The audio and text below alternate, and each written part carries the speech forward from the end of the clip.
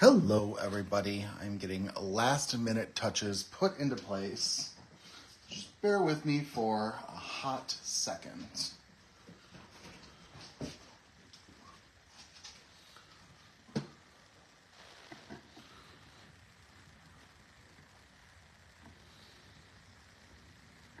Let's exit out of that.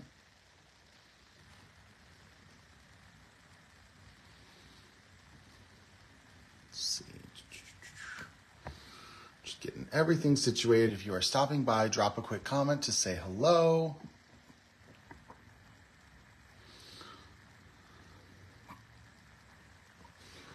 And we will get started very, very soon.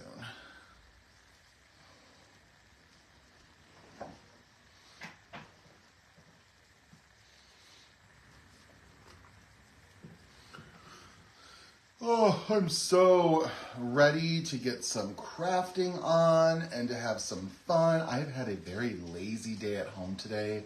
I'm not complaining about it.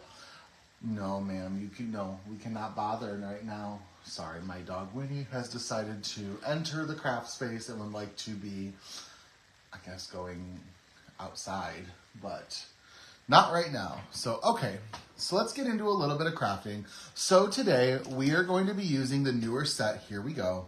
And I was inspired by the image of this young little bride, and I would like to use her for just a very simple, clean wedding card. We're gonna do very minimal ink blending, no stenciling. We're gonna color up our image. I'm gonna use a little piece of vellum.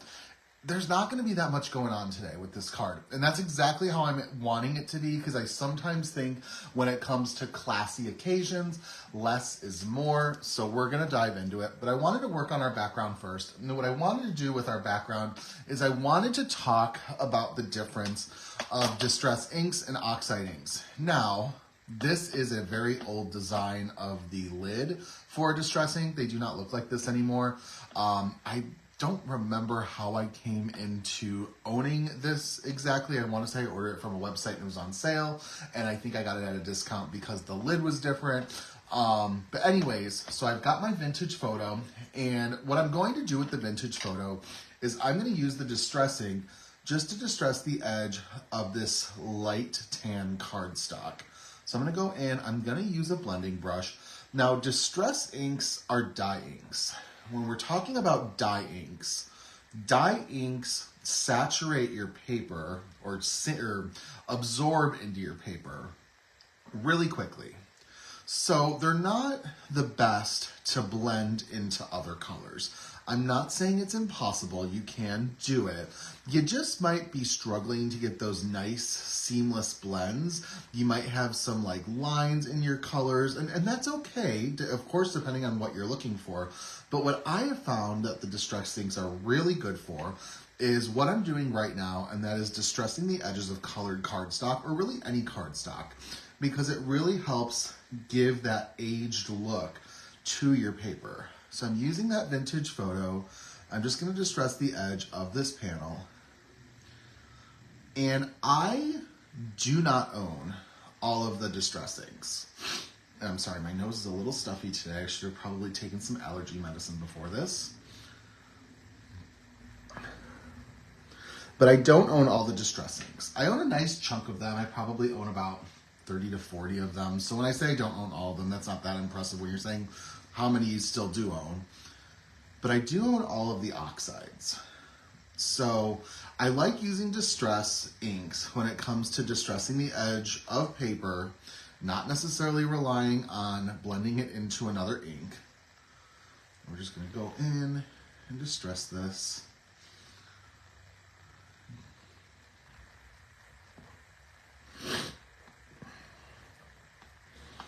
Trying to keep all my sides evenly distressed.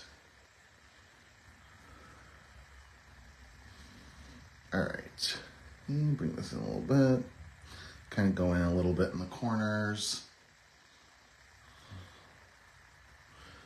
Perfect. Okay. Now, oxide inks, on the other hand, are what I like to refer to, or what everyone really refers to, as a hybrid ink. Hybrid means it's two different types or multiple types of ink combined into one. So oxide inks have the qualities of distress inks, and they also have the qualities of pigment inks. And they're kind of their own breed of ink, I would say. And what I have found that oxides are really good for, of course, is blending them into each other. They're really good for ink blending if you wanted a nice ombre look. But I also like to use oxides for paper splatters. So we're going to use that vintage photo. Why is that? Sorry. My vintage photo, or my sprayer, was being a little funky. So we're going to go in. Good morning, Patsy. Hope you're having a good Saturday. So I'm going to go in with my vintage photo. And we're just going to splatter just a little bit onto our background. Just lightly tapping my brush. And I like to wet it down because I have found that makes my ink splatter a little bit more cleanly. And I've also found that when you splatter with oxides, it retains more of a round shape when drying on the paper. And I've noticed with distress inks, depending on what type of paper you're using, it may branch off a little bit. It might have like, it kind of like would, I don't want to, what's the word I want to use? When it spreads out, it might not be the most cleanest of looks. It might kind of like branch out, get a little squiggly of sorts. So I like to use oxides for my splatters. But what I'm also going to use is, this is from scrapbook.com. This is a white luster brush pen. We'll call it brush, white luster brush. And what it is, it has like an opaque white sort of, not paint, but it's an opaque white liquid inside of the brush that you can then pick up with the brush and just sort of splatter onto your projects. This is a newer product. It's only been out for a couple months, if that.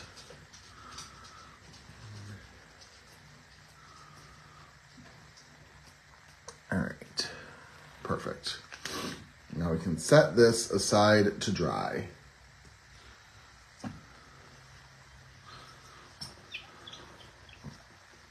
Okay, now we can get into our coloring. Let's make sure I've got my mat nice and clean because I don't want to transfer any stray inks.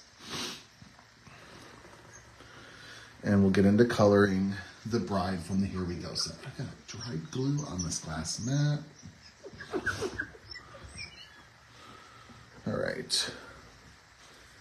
So I am going to get our bride all ready. See how my mat is still a little wet. All right, there we go. So I've got my bride all ready to go. And I always like to start by coloring skin. So let's go in. I've got my E04. And let's just make sure I'm not missing any comments. Oh, I did miss a couple. Good morning, Teresa, and hello, Christian. So I'm going to go in with my E04. I'm just going to kind of, anywhere on her skin that there would be a shadow. And that does mean where her hair would meet her face, or overlap her face, rather.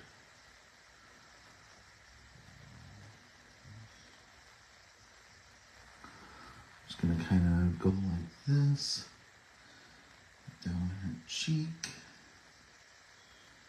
do side of her nose, and then also, this is her arm. She's not wearing sleeves with her wedding dress, so we're just going to kind of go in like that. We're going to do underside of the arm, and we're going to repeat over here. And then she also has a little bit of her skin shown there as well. And then she's barefoot. So let's go ahead and add some to her feet. That's a great start. All right. Next, let's go in with some E11, which is Barley Beige. I used to think it was Barely Beige, but no, I'm pretty certain it's Barley Beige. So we're going to go in and start to bring that shadow out more. She's actually going to be a pretty easy image to color up because, so every time I color, I always like to talk about coloring twice, which is my method of when I color up images to get a nice blend and saturation going. But I do have a couple rules of a couple times that I won't actually color things up twice. And one of that is when coloring up super light colors, and her dress falls into that category. And that is a big chunk of this image, or is her dress. So that'll kind of help save us a little bit of time. Next, let's go in with some E21. I think my E04 may need nibs sometime soon. It's okay. My E21 as well. You think your markers are working totally fine, and then you pull like a brand new marker that you haven't used before, and you realize like what a new marker color is like, and you're like, well, maybe some of my markers need a spot A.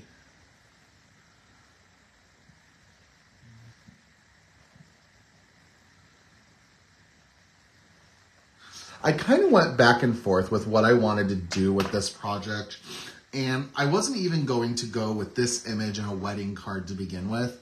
I was leaning more in towards her mother's character, and I landed on her, and I was going to go with the Greek Islands paper pack because I just think that that is so, it's perfect for this set, and it really gives me like the urge to travel somewhere. But I settled on her because I thought this would be a great opportunity to showcase more simple card techniques and not have to do something super detail oriented. And I feel like weddings happen most common in the summer out of any of the months. So if anyone wanted to case this or use this as inspiration, I'm sure you know someone who may be getting married this summer. But I haven't been to a wedding in a very long time now that I think about it. So this might be sitting in my stash for a small chunk of time. The other thing too is this image, it doesn't really lend itself to be entirely from a fandom. You can really just use this like as a bridal image. So it doesn't, you don't have to worry about like, oh, well, this person doesn't like this style of fandom or whatnot. It's kind of, if they don't get it, they probably won't even know where it's from, and they'll just think it's a bride anyway. Just like a standard one. Oh, how special. That's such a great idea, Teresa.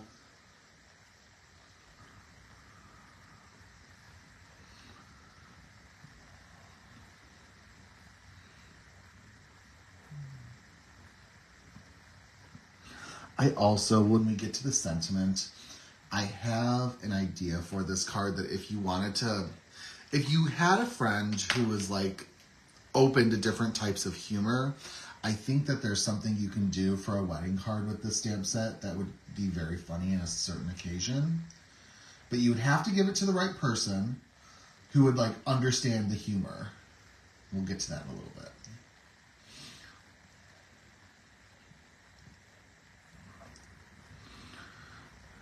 So this is the E04.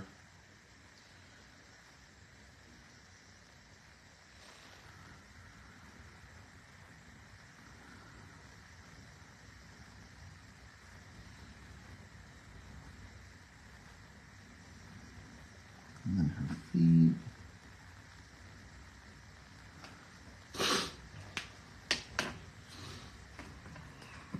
All right, let's go in with some E11.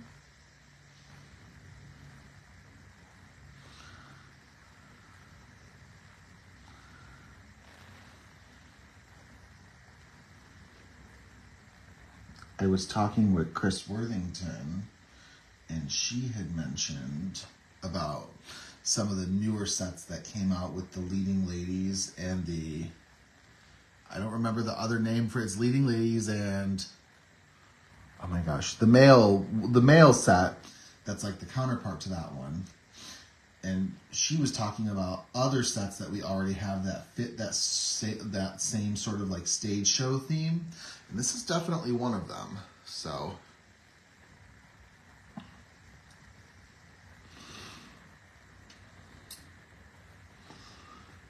something like that.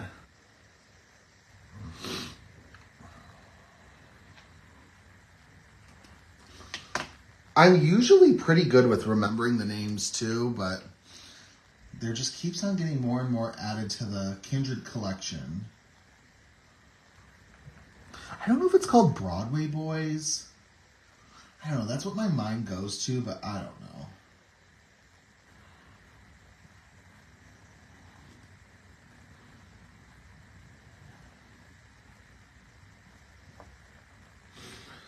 Let's go with some E00.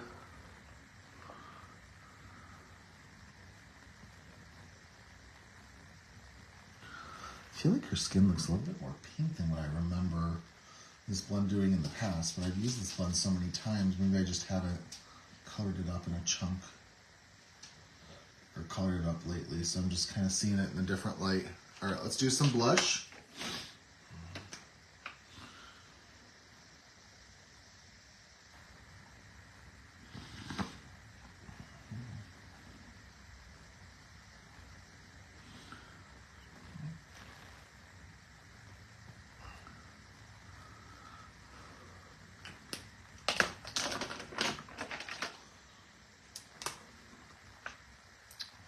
R20.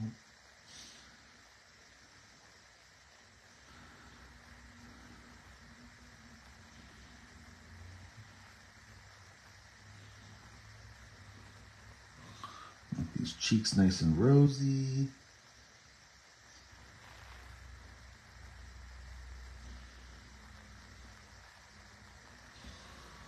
Perfect.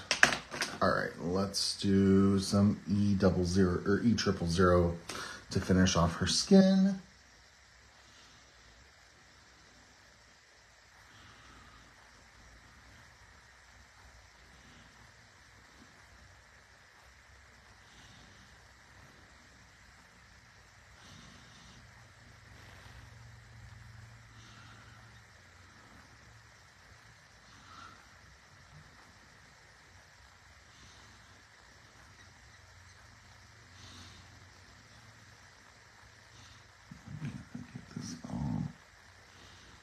Situated.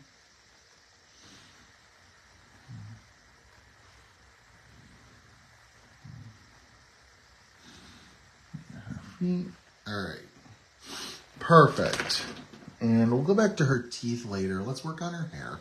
So for her hair, she's got blonde hair. So we're gonna go in with a blonde hair blend. And I'm just gonna kind of part her hair like this. No, ma'am.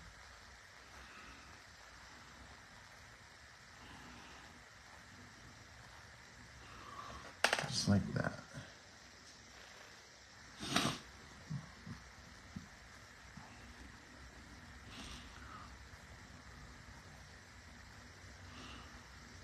She could kind of take advantage. She's got some waves with her hair, so you can kind of play with that a little bit.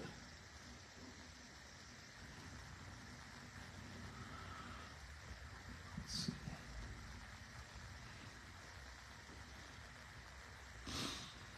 All right, we'll go down here.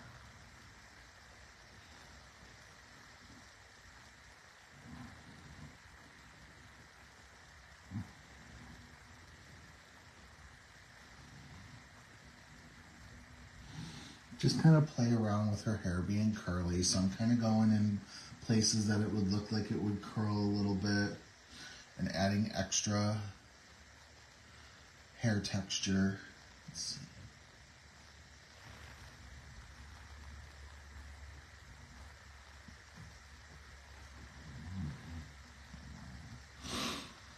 All right, let's see. Go down here. Like that. Let's work on her other side of her hair.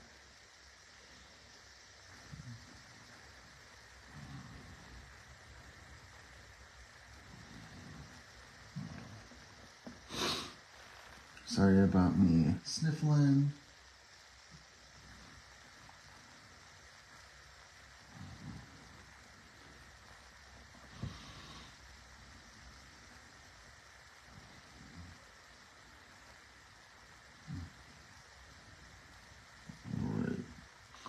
Just kind of adding this in, adding in the little streaks of hair.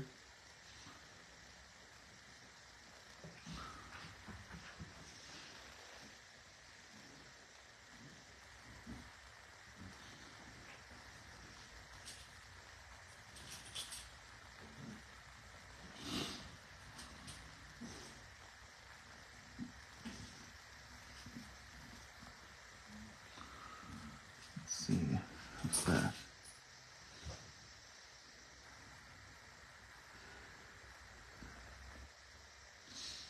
Just trying to get all these little areas of her hair so that we've got nice texture going on. And it'll all come together. We just gotta start somewhere. All right, let's go in with some E44.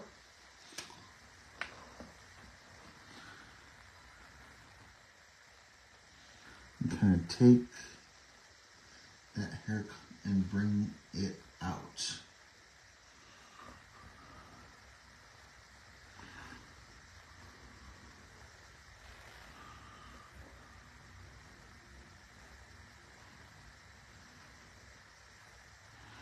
like that. Being mindful of how large and thick different strokes are.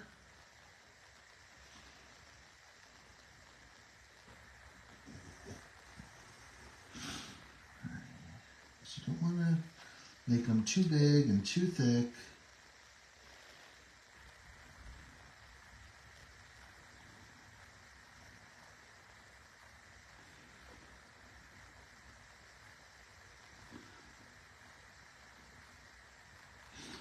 I guess her hair is a little bit more intricate than I thought it was, but that's okay.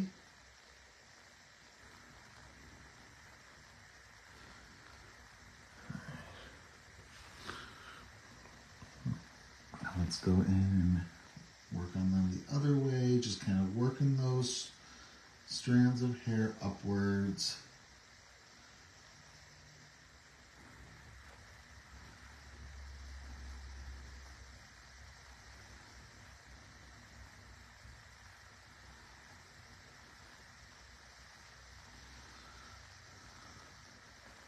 Let's see, a little over here. And it's pretty good for now. Okay. You can see how her hair is starting to take form and how we're starting to get some of those colors in and the different waves. So it's getting there. We're going with some E43.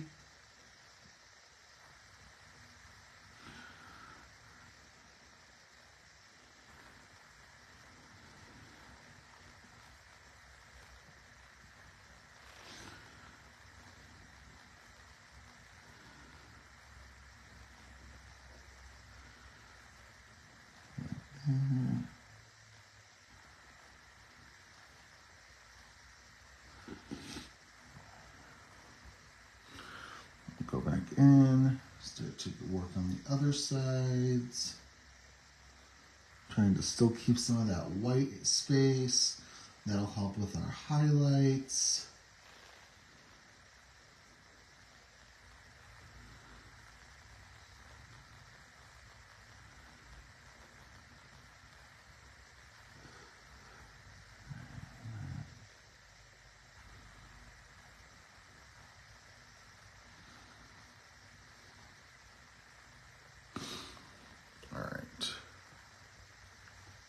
She is getting there. Now we've got 2 more hair colors and then we'll throw it in reverse. So let's do E41. Now, as the colors get lighter, I'm less concerned with how delicate you're making the strokes, because the lighter colors you're not really going to get the strokes with. You're not going to get much texture with. It's mostly going to fill in the gaps of areas that I would say have more white space. So you don't have to worry about being super delicate as you go lighter, but you do just want to be mindful to include it with your coloring. All right. Now the last color before we throw things in reverse, and I just realized I grabbed the wrong color. We're gonna use some Y00, and that's gonna give her hair that yellowish hue to her blonde.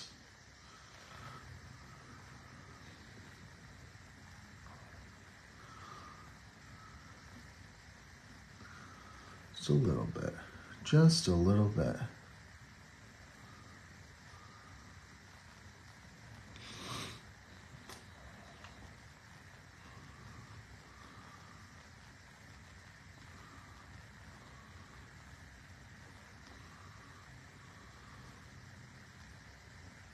All right, now let's go in and start adding some more strands of hair. So I'm gonna start, what am I gonna do?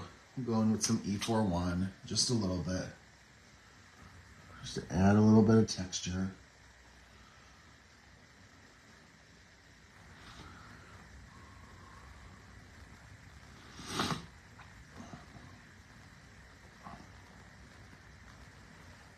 I'll grab some water and quickly blow my nose. Awesome. All right, then we'll go in with E43.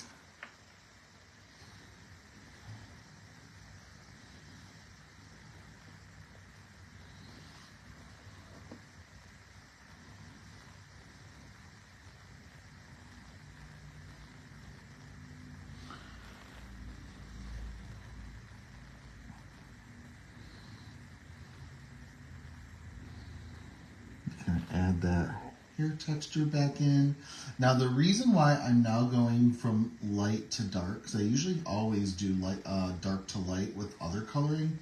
With hair, with coloring it twice, when you go from dark to light, I feel like that's situations that you want your markers to blend and to get those blends going, and that's not what I want with hair. I don't want my strokes to get blended in to the other colors. I want them to stand out. I want them to stand on their own.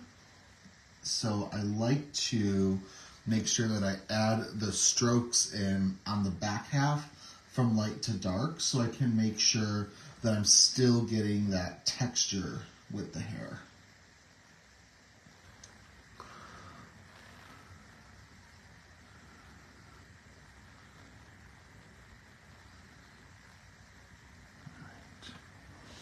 There we go. Let's do some E44.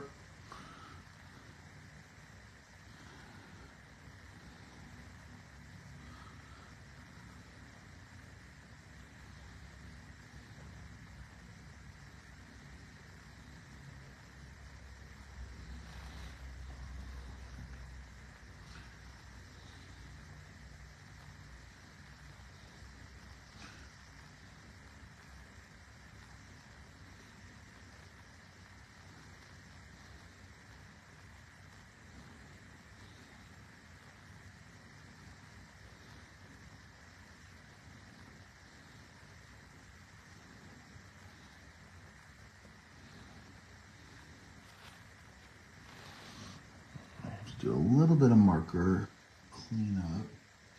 That's okay.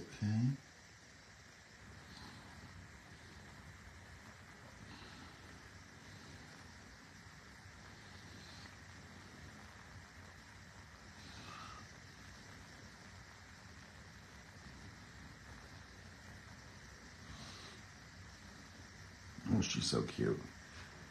She is adorable. All right, let's finish her off with some E47.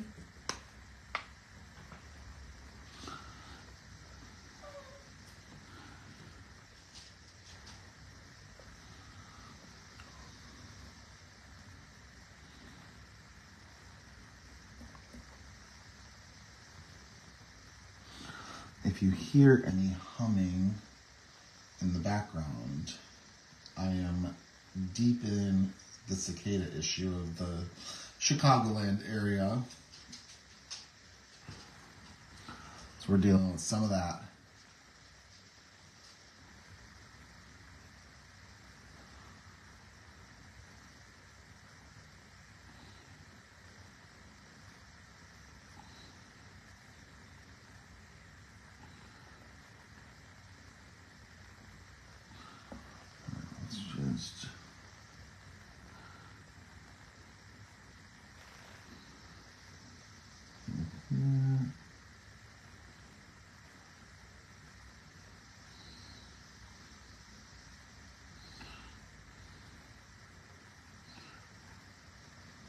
Looks pretty good. Her hair looks nice and wavy, got some curl going to it. I like it. Okay, let's go in now. Let's work on her dress and we'll do the flowers last. Her dress we're gonna keep kind of easy. And her dress is also an off-white color, so we're gonna lean into that. We're gonna go in with some E53. I'm just gonna kind of trace along the bottom and then going up around the flowers. And then we'll go over here, we'll go where there's folds. We'll go under here, into these little ruffles. And then let's do up this side.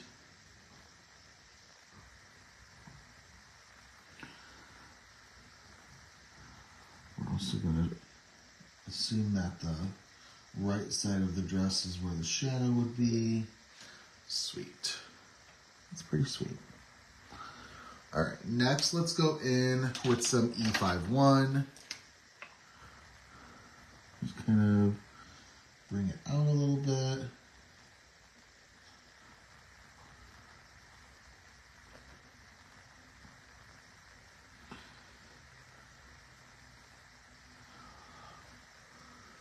Then we'll do some E50.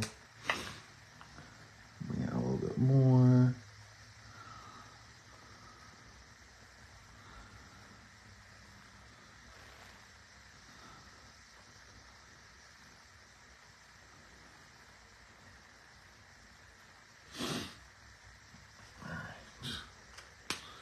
And then I am going to incorporate a little bit of colorless blender just to kind of help blend that beiginess into the white of the paper so we get both the beige and the white. Just like that. Nice and simple. All right, let's work on her flowers and then we can't forget her teeth. So we're gonna go in, let's do her teeth first. We're gonna do C3.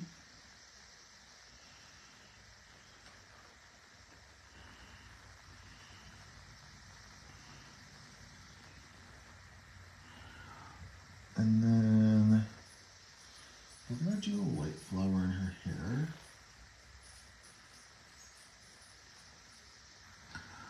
And I'm gonna do this big poof down here is gonna be white.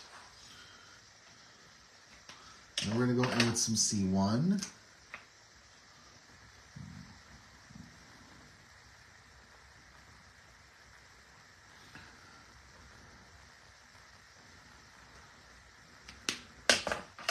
C00.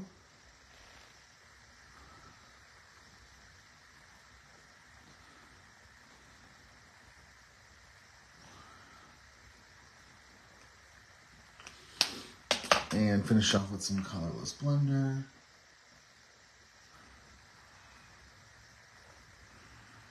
Perfect. Next, we only have a couple more markers to work with. Let's work with the little leaves of her bouquet. We're going to do some YG67.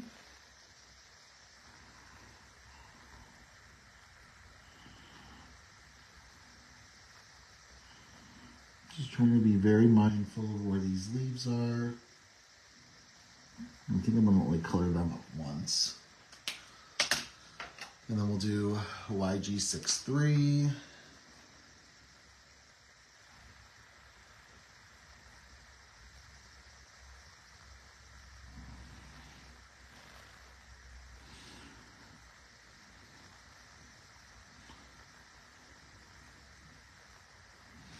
Pretty sweet. Okay.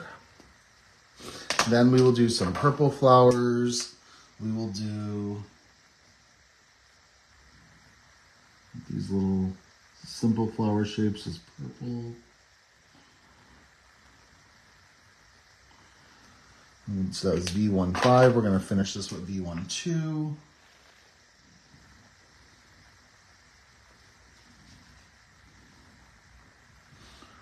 Just do it one time since they're small spaces. And then we're going to do some pink flowers. We're going to do some RV14.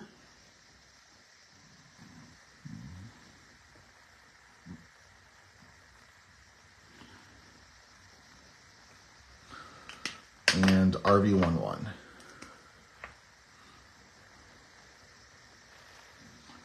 Just gonna get a nice, simple, flowery blend going.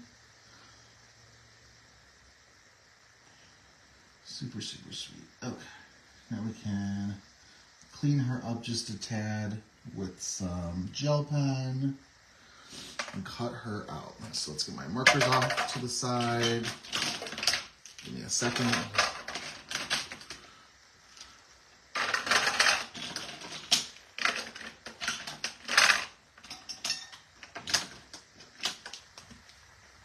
And you can do whatever color flowers you want. Of course, you could do a white wedding dress, not like an off-white one. Sorry about the noise. Not an off-white one. So whatever you think is appropriate. All right, let's see where my gel pen went.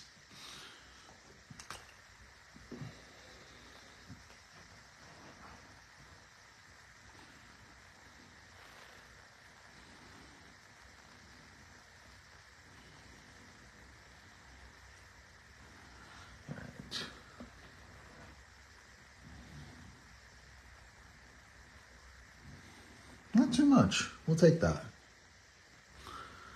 All right. Just kind of wave it off. And then we'll get to fussy cutting.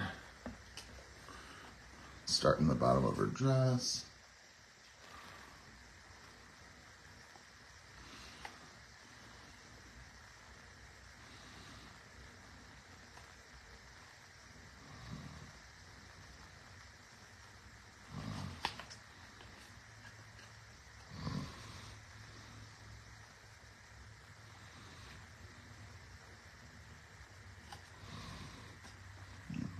Around her dress.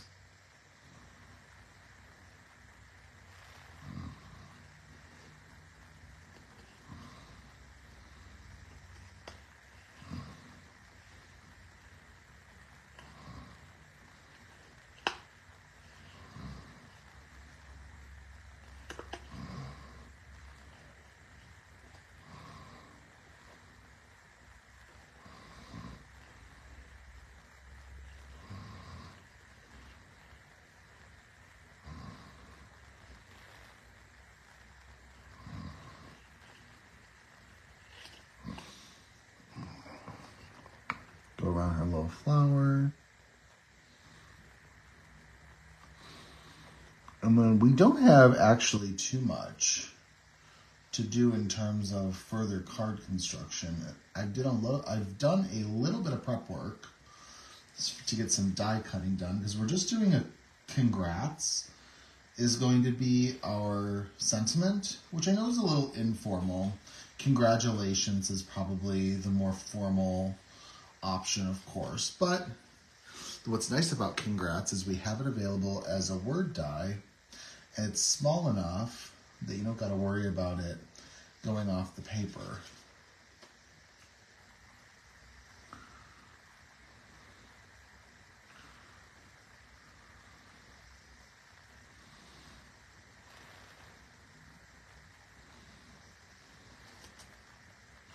I'm just going to do the underside of her hair. It's probably going to be the most difficult part, but we will get it.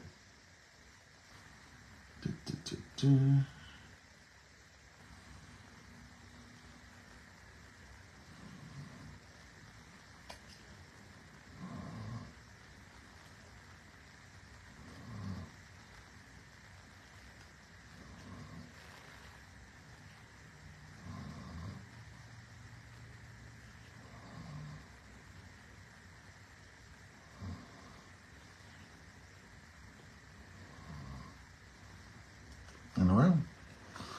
All right.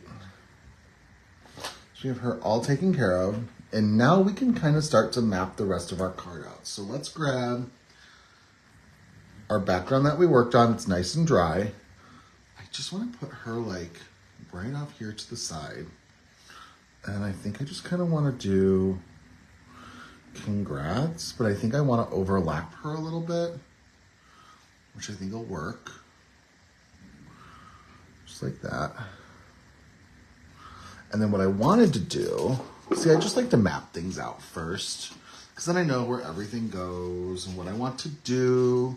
I have a piece of vellum that I'm going to put behind her, kind of wrap it around the card, and we'll put it on a card base and add a couple sequins. So that's super easy.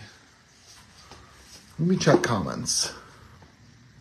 Hello, Krista. I didn't say hi yet to you. Hope you're having a good day. So let's go in.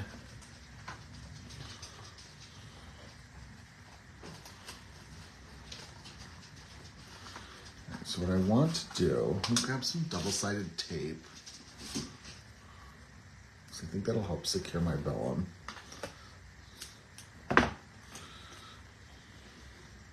I'd like to add some vellum to my paper. We'll do the double-sided tape.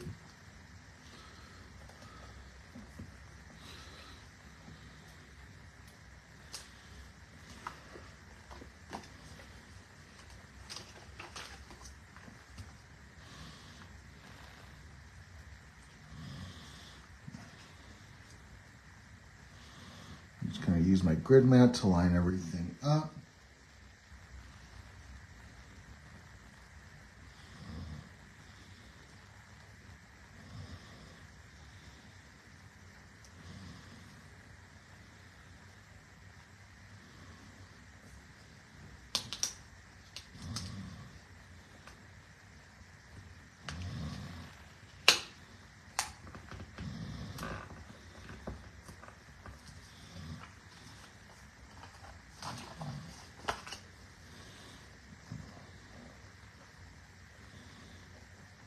Let's go ahead and remove the backing of this piece of tape.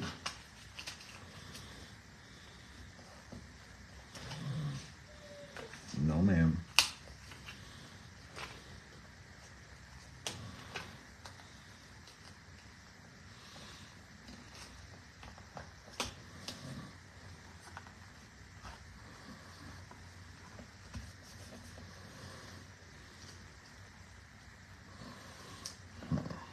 Don't really love, it looks a little lopsided. How are we going to fix it? And fix it. All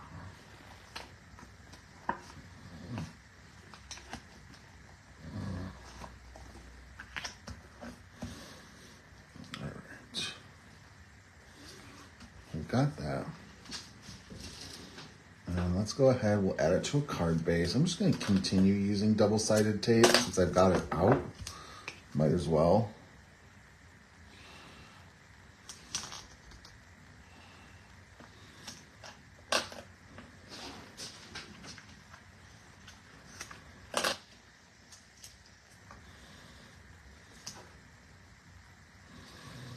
Just have to be careful when putting it on my card. That's okay, I can do that.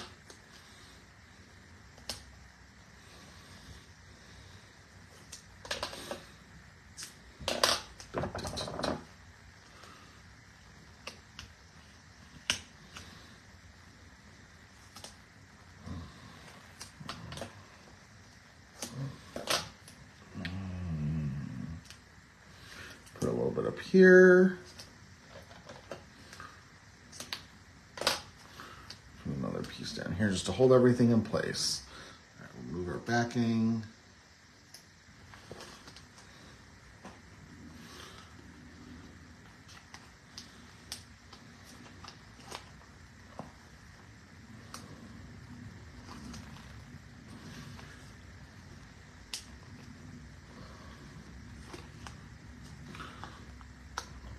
Now, the only thing about double-sided adhesive in terms of using it instead of liquid adhesive is that double-sided adhesive doesn't give you as much of a grace period once it hits the paper. So I kind of got to do a one and done. So let's see, I'm going to stand up, kind of lean over my project.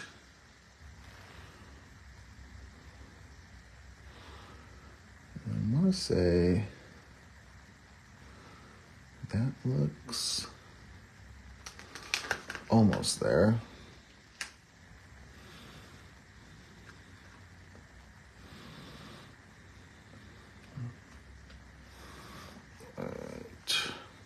go. Let's add our bride. We'll glue her down.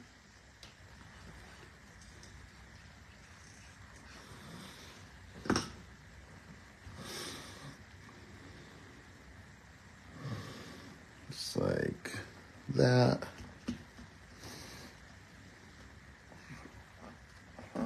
Hold everything into place.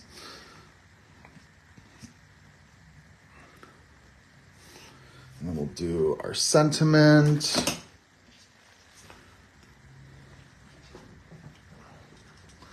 Put a little bit of glue. This is the Congrats word die that I actually die cut a couple times. The top layer is out of a metallic Tim Holtz cardstock that I have in my stash, but I stacked it, which is some standard white cardstock, to give it a little bit of lift without needing to use any sort of foam tape. I just directly adhere the die cuts on top of each other. All right, so let's go ahead.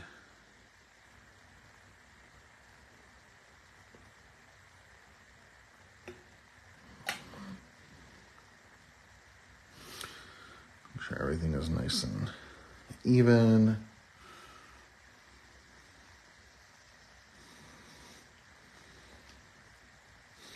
Go ahead and just hold it down. And then we'll do a couple sequins and our card will be done. So let's go in. I've got this sequin mix. This is from Picket Fence Studios. I'm gonna go in and just add a couple. Not go too wild with them. That's okay.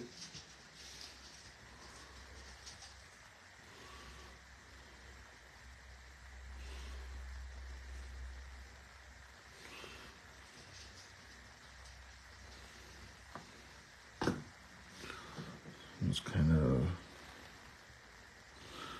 add our sequins.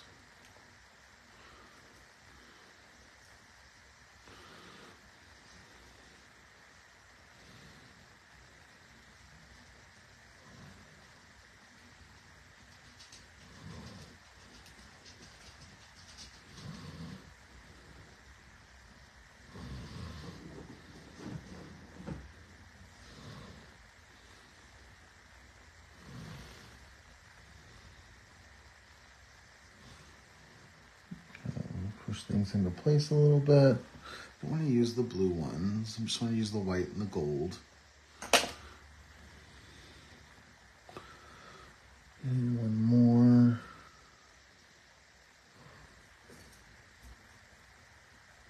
I've got some little circular bits too.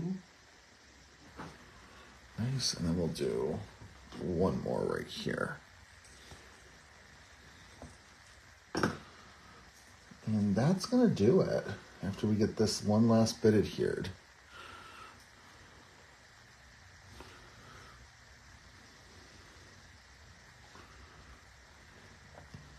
All right.